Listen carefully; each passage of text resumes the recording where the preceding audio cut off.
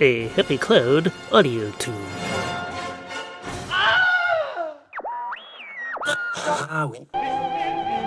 A man getting bit by an alligator and he screams. Ow! No, not an owl. The first one you did up here was much better.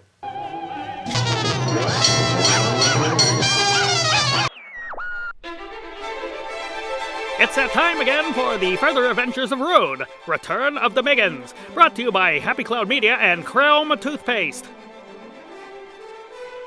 Last week on the Further Adventures of Rune, the great narrator effed off. However, the producer sent a fruit basket to his home, and all is forgiven. Off we go with Chunk the Sixth. Chapter 12. The Broken Beast, Again. As I was saying, the first Palantirs were forged in the far-off and uttermost wents by the elves of Riverdale, Arendelle, Betima, Veronway, and Jughead, all under the watch of Elder Weatherby. They were all beneficiaries, but not followers, of L. Ron Hubbard's book, Diuretics. Made from the material Silly Me, that which wastes time, Palantirs enabled users to view distant realms, even those in the past, and communicate with other Palantir owners, even transmit memories or visions. Mostly, the elves used them to share cat images. At first, Elder Weatherby intended them for only the most powerful wizards in the land, but then came the Cornelian Wars, and afterwards, attitudes toward giving wizards more power had somewhat cooled. Still, the populace thought Palantirs were pretty neat. Convicted wizards were offered the opportunity to avoid the sword and collaborate with alchemists to make magic useful to society. Thus was formed the Valinor Corporation for development and mass production. Spherical and smooth as glass, Palantirs were made of dark crystal, but not of the dark crystal for copyright reasons. They were indestructible by any means, except perhaps within the fires of Mount Oyedun. This worried marketing and drove supply darn near apoplectic, but progress would not be halted. Upon release, the first generation of Palantirs, trademark, sold out in minutes. They were game changers indeed. For the first time ever, someone in Nouth Eastern Holt could speak to a distant relative in further away Thessaly. The unrested could record their dreams to replay for their therapists. And finally, sexual activity could be taken out of the theaters and broadcast to all from the privacy of the homes as the gods intended. Mostly, they used the Palantirs to share cat images. Eventually, the Valinor Corporation rebranded as Godcorp. And every fleen, they released a new generation of the Palantir, trademark, shrinking them down to the palm-sized eyeball, trademark. It was with their own personal eyeball, trademark, that Joe and Kate Tremaglio, owners of the Broken Beast, managed to contact the Gax and demand that he come and retrieve Rune the Gray, who was at that moment drunker, belligeranter, and more murdery than usual. When the Gax arrived, he found the tavern in even greater disarray than was boasted in its brochures. The rough and tumble den was indeed newly roughed and thoroughly tumbled. Those patrons who weren't huddled beneath a fort of overturned tables had barricaded themselves in the upper floor, quote-unquote, guest rooms. Joe and Kate remained behind the bar, unfazed as they cleaned their glasses and mopped up the blood and teeth. Serial killers or no, they were unflappable. Rune the Gray was at that moment Rune the impossibly inebriated, and also Rune the very nasty drunk, and Rune the barely upright or coherent, but that didn't stop him from beaning Gary with a lead tankard. In one hand he grasped a bottle of the cheapest wine found outside of a Blurgian cathedral. In the other, the splintered remains of an oaken stool. He swung both in long arcs, but only from the bottle did he drink. Between glugs he'd gasp and rage. The Ucklestone! Really, you gonna pin that on me, are you? Don't sir the whole second. Second thought I will have another. Down went another glug. The Gax stared in disbelief. Never had he seen the stout wolf so full of stout. Say, boss! Fortunately for the Gax, all Gaxes have a low center of gravity. His legs telescoped downwards, and ducked he did the shattered stool leg. Even Snee-faced, the middle-aged wolf had uncanny aim, as Gary would attest to when he regained consciousness. And followed ya? At the Snee, huh? What day you talking about? The day that logged me up? Denied me food? Laugh at me? Beat me up? Huh? Stupid Benny don't know what she... When the Gax get here? Hey, Gugsy, I forget if you eat or drink, stuff. Say, boss, why don't you put down the rot gut? It stops scaring these nice people. Rune narrowed his eyes, his ears flat against his head. What nice people? The Gax waved his foot. All these, He looked around, recognizing many hooligans, cutthroats, Amway salesmen, Bitcoin enthusiasts, and all manner of scallywags a-wagging their scallies. Okay, fair enough. How's about we get you home, boss? The ears and tail went up at odd angles, and the eyes closed the rest of the way. Rune nodded. No, he said, and passed out on the floor. It took some shoving, not to mention swearing, but the Gax managed to get his languid employer back home in more or less a single trip. He stuck a funnel in the Great Gray Git's mouth, filled his belly with water and aspirin, stuffed him into a nightshirt, and wrestled him into bed. That night, within the calm, sand-colored stones of Castle Sybil, Rune slept soundly in his memory featherbed, thoroughly burritoed in his down comforter. As he snored the snore of the besotted, he dreamed of thunder, he dreamed of mountains rustling, he dreamed of noise and screaming and terror, but he knew he'd always be safe until, well, it scarcely bears repeating. And when Rune woke the next morning, he discovered that the Great Berni Wood had effed off. Chapter 13. The now less great Berni Wood. It wasn't all gone. Many great and towering trees still loomed over the lands of the Vernica, but the depth, the majesty, the fullness, if you will, was diminished. The bushes, as some might say, had been trimmed. Since he'd last seen them, Clotho, Lachesis, and Atropos, who'd returned following a very messy annulment, had adopted another set of identities. Charlene, Pia, and Lynn. New branding always attracted new customers, or so the thinking went. But even these new personas knew it was time to pack it in, and were in the midst of doing so when confronted by an angry wolf with bloodshot eyes and bedhead, back, and tail. Rune pointed at the patchy forest he could now see for the trees, and demanded, "What the Blake?" Sometimes Charlene shrugged, trying to hide her embarrassment. this happens. "Think of the Turg and mold of Thessaly," said Pia, referring to the migratory and carnivorous 12-acre copse of woods that stalked nomads upon the plains and gathered around them as they slept. In the morning, the traveler would awake, lost and panicked, and eventually devoured by the towering, barking flora. Quite the cops out, as anyone will tell you. This isn't like that, though, said Lynn. It took him a moment to choke out the next question. "What happened?" Charlene shrugged. Ent moot. "Concluded," They finally decided where to go for lunch. said Lynn. You know how Ents are. Said Charlene, spreading Excelsior around dishes in a crate. "Indecisive," said Pia, folding the rest of their tea towels and placing them in a wicker basket. Woody, Said Lynn, balancing 12 hats on her head. The shattered romance had left her a little goofy. Rune felt helpless, then terribly sick, then reset to his natural angry. "So what does this mean for me?" Charlene shrugged again, the crate behind her no longer there. update your insurance? Pia's smile was conciliatory as her basket vanished. "Avoid busy intersections." Lynn dropped 6 hats. Don't eat lead! Then they too were gone, leaving in their wake only mist and misery, and 3 hats. Chapter 14. Gazebo upon Phil, Emergency War Council. "I know you hate them, boss," said the Gax, his quill scribbling furiously upon the book before him. "I went ahead and had all the charms on the insides of all your armor redone, rebranded, and respelled." Rune sighed. Fabulous. Leather was tough, but the charms were tougher. Like it or not, he had to evolve his thinking. The prophecy was fulfilled. The Great Berni Wood had effed right off. They were out on the gazebo overlooking Lake Phil. Soon, Dusty and Scarlet would join them to update their war plans. Marching into hell and back again was fine for an indestructible wolf. Now that he was destructible, caution could no longer be wind-thrown. "We need a lurch," Rune said. The Gax thought for a moment. Then, from somewhere within his great furry mass, he produced yet another great heavy book and flipped through its pages. "What about, 4Z, the bear, my old partner," said Rune. "The guy who convinced me to start a mutiny aboard an airship, and then left me to die on a Dean Skyland?" The Gax didn't immediately answer.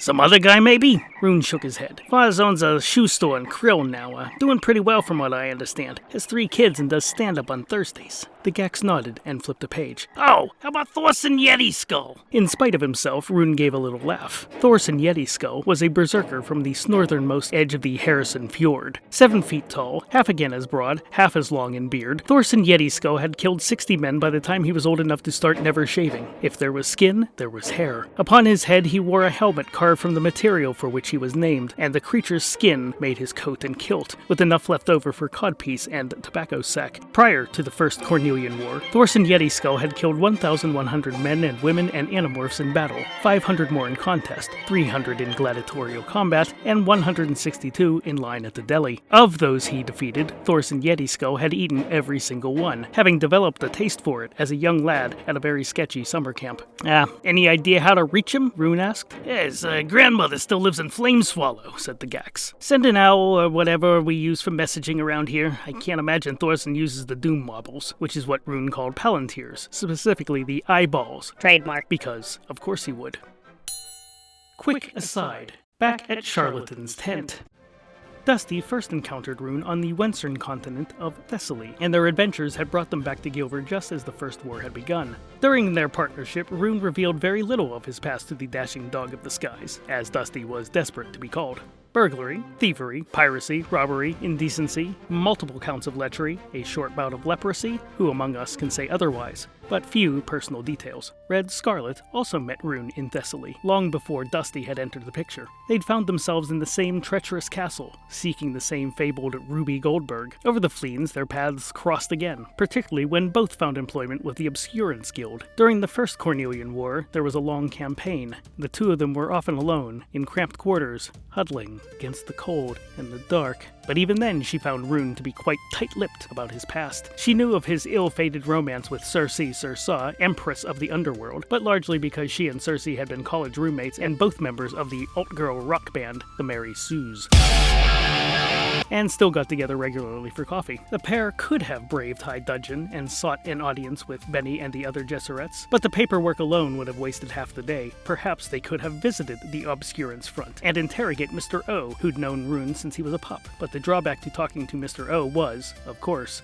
talking to Mr. O. That left Charlatan Chagrin. I refuse to divulge any information about my client, The dragon insisted. We're both your clients too, Said Scarlet. You think I don't know that? Said Charlatan, brushing errant bits from his vest. I'd do the same for you if you barged in here demanding to know your resume. Tight-lipped charlatan, that's what they call me. Nobody calls you that. You don't even have lips, Said Dusty. You all sound like my Uncle Smog, and you're one to talk. Okay, if you could keep it under 5 minutes, I'll try and answer any questions I want to. We're mostly concerned about his episode at the Broken Beast. Which episode? The most recent one. What's an Argyle stone? I think it's Arkle dear. I'm not sure what that is either.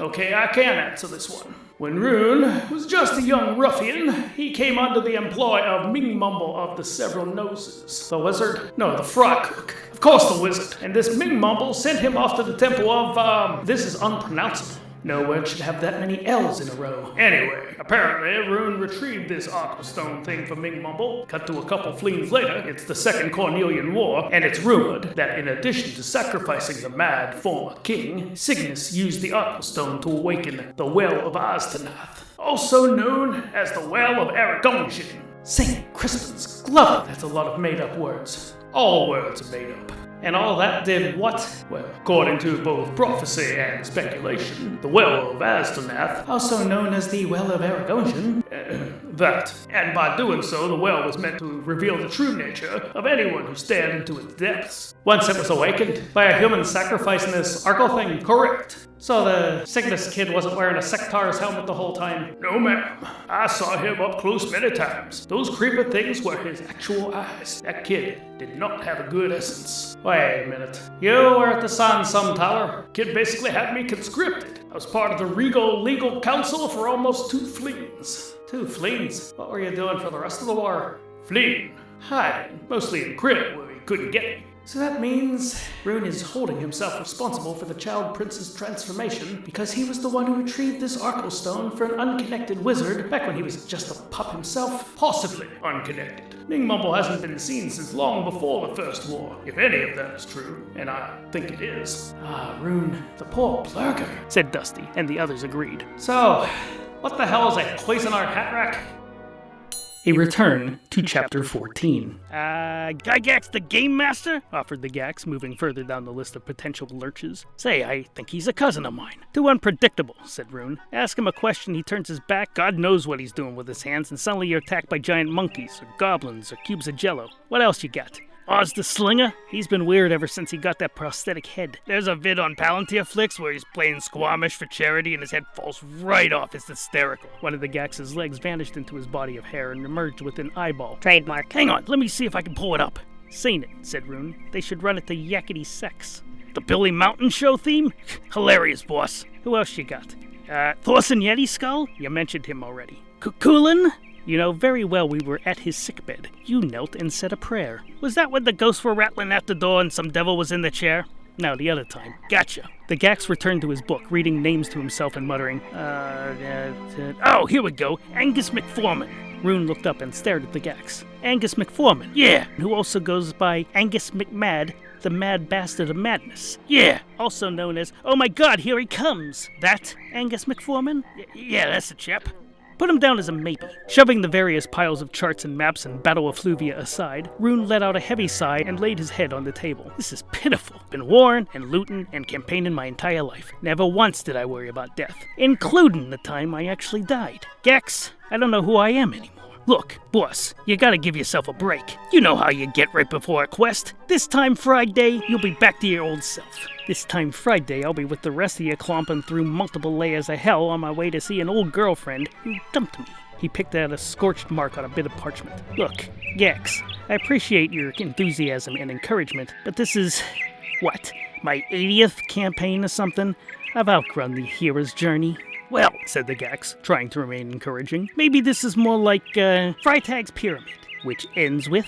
The Gax didn't answer right away. Catastrophe, but possibly a soft catastrophe? Anyway, maybe this will turn out to be picaresque or buildings in Roman. Rune rubbed his forehead where a migraine was beginning. I'm too young for the former and too old for the latter. Look, boss, I don't care what the weird sister said. This thing about the Berni Wood effing off is just another prophecy, and what do you always say about prophecy? This time it was Rune doing the mumbling under his breath. He was, boss, show me a prophet, and I'll show you a merchant who trades in verbal manure. And with the sisters, you got 3. Rune grumbled again. He still felt old, and tired, and vulnerable. The Gax, the personage who had been at his side the longest, understood. Look, boss, historically, you've been searching for the least amount of responsibility possible. Irony is a blurging harsh mistress. This speaking truth to power thing you do, don't care for it, Rune said, continuing his grumble. What the Gax said was 106 1/2% true. He spent his formative fleens looking out for no one but himself. 2 wars later, and his reward was a moldering castle that required constant upkeep, not to mention a fully contracted staff relying on him to keep them in the lifestyle they'd grown accustomed,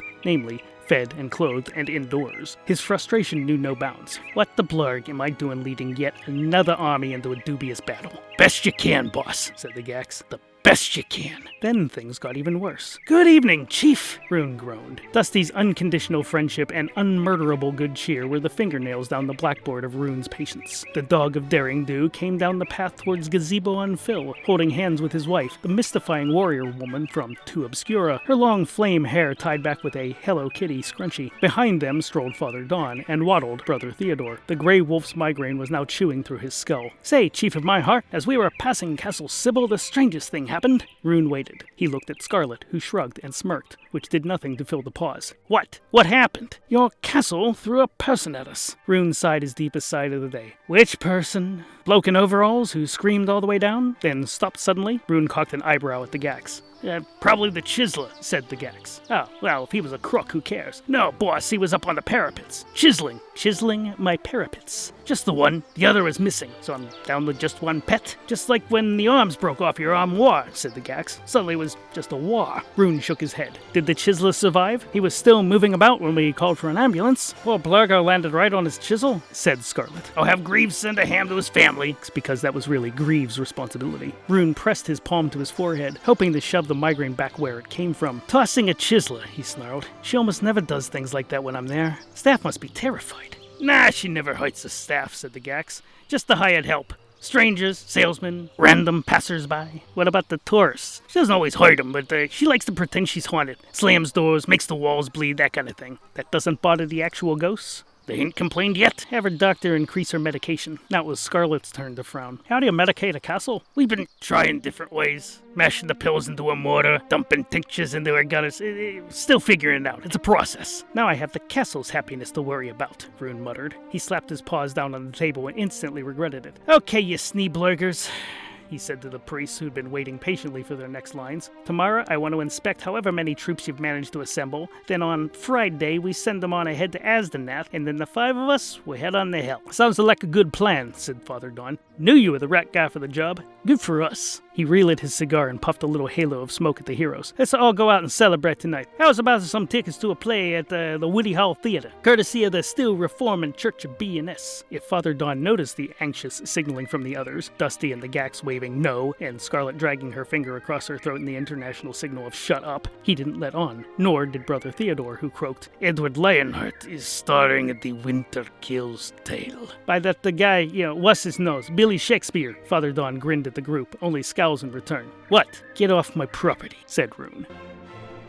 Here we are, fans, one step closer to an actual plot. But why does Rune hate William Shakespeare? Well, who doesn't? Learn the true story next week on the Further Adventures of Rune.